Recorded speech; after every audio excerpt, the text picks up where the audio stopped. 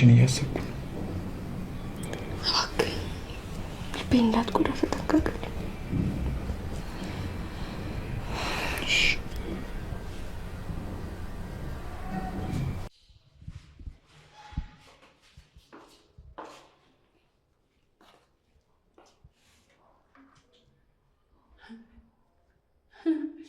ወይኔና እኔን እዚህ አንገት አልባ አድርገውኝ እነሱ ሮማንቲክ ይሰራሉ አይደል?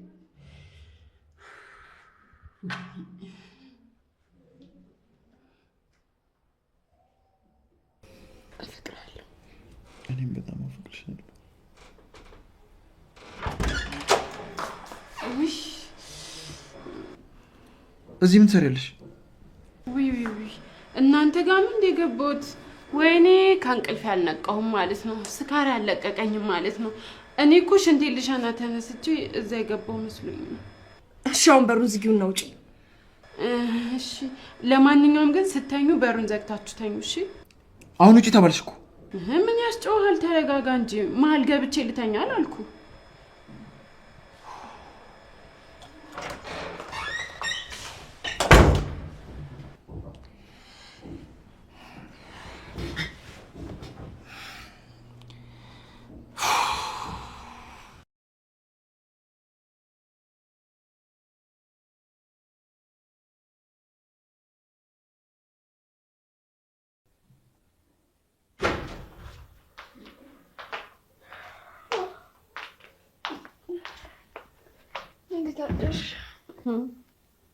ምን ደህና አድራለሁ።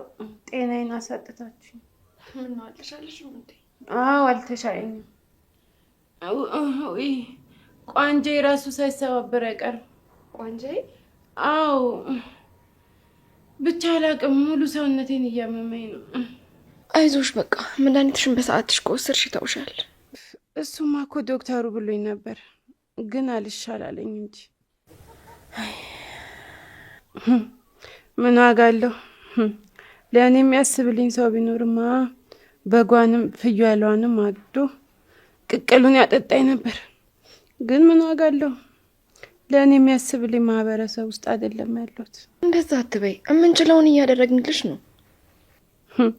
እናንተማ የቻላችሁትን የምታደርጉት እኔን ከቤት ለማስወጣት እንጂ እኔን ለማስታመም አይደለም። በቃ እስከሚሻልሽ እዚህ እንደምትሆኚ ነገርንሽ አይደል? እስኪ ታዩ፣ እሱም ግድ ሆኖባችሁ ነው። እሱን ሁላችንም እናውቀዋለን። አሁን ላይ ምን የሚያስጠላ ስሜት እንዳለ ታውቂያለሽ? ምንድን ነው? በሰዎች መጠላት። አንቺን በምትሰሪው ስራ እየናቁሽ ሰው ሲጠላሽ በጣም የሚያስጠላ ስሜት ነው ያለው።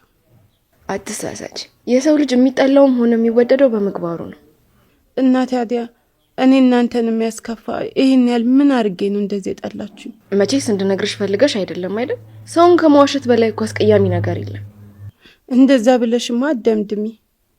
ለማንኛውም እግዚአብሔር ጨርሶ ይማርሽ። እንግዲህ ኪራዬ ስራ ስለሚሄድ ቁርስ ልስራለት። ማረ እንደዚህም አትለኝም። ደሞ ውሸት እንደተጸየፈ ሰው እሷ እኮ ማለት የእጅ አውራጣት የለ እንዴ?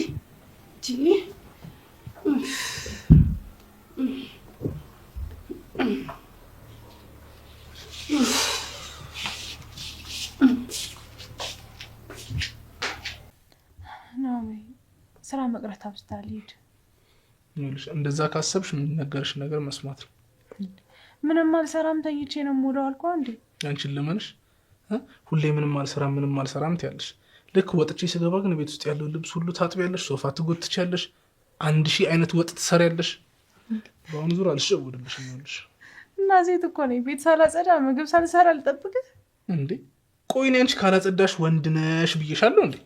እሱማ አላልከኝም፣ ግን ምንም የለም እባክሽ። እኔ የምፈልገው አንቺ ራስሽ እንድትጠብቂልኝ ነው። ሌላው ነገር ትርፍ ነው። እሺ ናሆሜ። እና ማትሄድ ከሆነ አትተኛም? አይ አልተኛም። ለምን ናሆሜ? አሁን ቁርስ ስለበላሁ ቦርጭ ሆነብኛል ብዬ።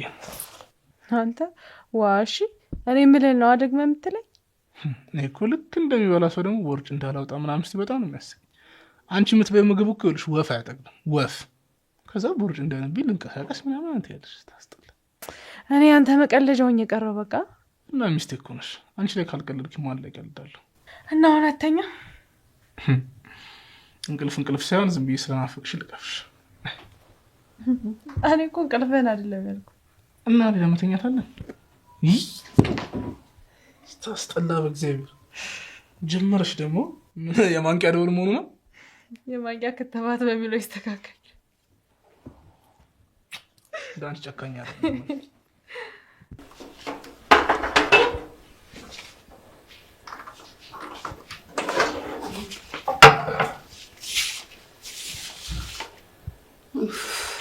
ምን ፈልገሽ ነው? ቆይ ምን ማለት ነው? እኔ እዚህ ህይወት ውስጥ ደልቶኝ የገባው ነው እንዴ የሚመስልሽ? ኧረ እኔ እንደዛ አላልኩም አልሽ እንጂ ማንም ወዶ እኮ በብርድ እየተጠበሰ ገላውን አይሸጥም። እኔ እንደዛ እንዲሰማሽ ፈልጌ አይደለም። እኛም እኮ እንዳንቺ ተከብረን የቤት እመቤት መሆን እንፈልጋለን። ግን የሚያፈቅረን ንጹህ ልባተን ነው እንጂ እናንተ ንጹህ ነኝ ባዮች እኛን ስታንቋሽሹና ስትፈርዱብን ትኖራላችሁ። ኒና በእውነት እኔ በፍጹም እንደዛ ልፈልግ አይደለም። በቃሽ ጽናት በቃሽ። ልሸነግኝ እንዳትሞክሪ። በቃ ቃሉ ሱሰኛ ነኝ እንዴ። ግን በቃ ወደን አይደለም እኮ እኛ የምናጨሰው። ምናልባት ስናጨስ ሙቀት ብናገኝ እያልን እንጂ ሰውነታችንን በሱ እናደነዝዛለን። የምንቅመው ደግሞ እንቅልፍ ለማግኘት ነው። እናንተ ግን ቤታችሁ ተቀምጣችሁ የሙቃ ቤታችሁ ውስጥ ቁጭ ብላችሁ በሰይወት ትፈርዳላችሁ። እኔ እንደዚህ እንዲሰማሽ አስቤ አይደለም። አንዳንዴ እኮ በሳቅ በጨዋታ ውስጥ የተደበቀ ልጅነት አለ።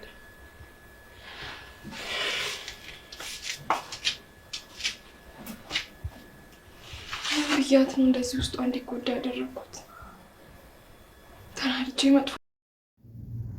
እንደሚታወቀው የጽናት ድራማ ብዙ ሰው እየተከታተለው ነው። ብዙ ሰው ወዶት በጉጉት እየጠበቀው ነው የሚታየው።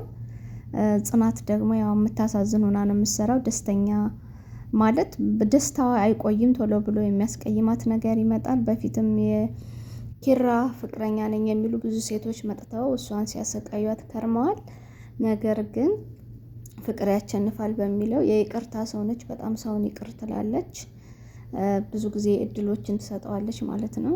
ድራማው እንደዛ ነው የሚያሳየው። ምሩ ደግሞ ያው በህመም እየተሰቃየች ያለች ልጅ ነች። ብቻ ድራማው ልብ አንጠልጣይ ነው። ሰብዬ እንደምታዩት እኔ ምንም ዕቃ ለመግዛት ፕሮግራም ኑሮኝ አልነበረም የመጣሁት።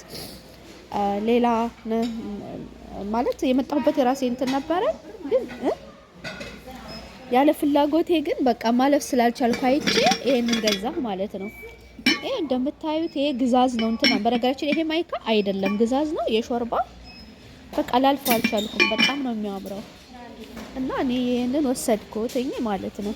ለኢትዮጵያ ነው በነገራችን ላይ ለኢትዮጵያ ነው ያስኩት። በጣም ትልልቅ ነው እንደምታዩት። ይሄው በቃ ሁለቱን ያስኩ። ስንት ነው እሱ የሾርባ? ሁለቱ ባንድ ላይ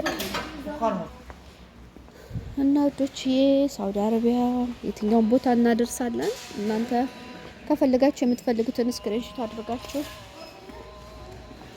ላኩልኝ። ሱቁ ድረስ መጥታችሁ ለምትገዙ መምጣት ትችላላችሁ። በጣም ታላቅ ቅናሽ አለ፣ እንዳያመልጣችሁ። እኔ እናንተ እንድትጠቀሙ ብቻ ነው የምፈልገው። እንደዚህ ጠገም ሳህኖቹም ከነሾርባቸው አሉ። የሾርባ ማቅረቢያ ከነንቱ ነው።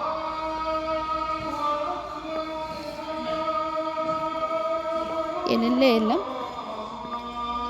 ረመዳን አለቀ፣ ሾርባ ልሽ እያላችሁ ነው። የሀጅ ጾም አለ።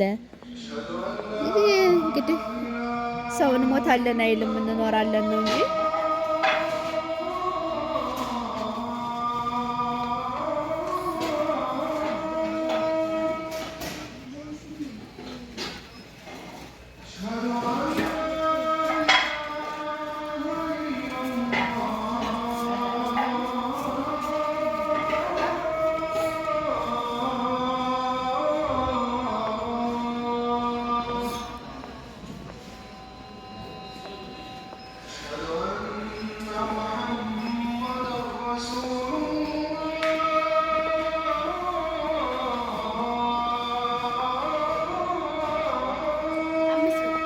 ሁለቱ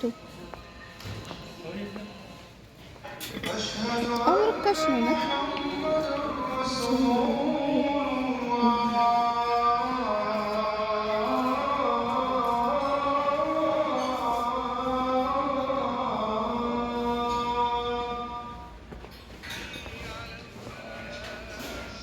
Yeah.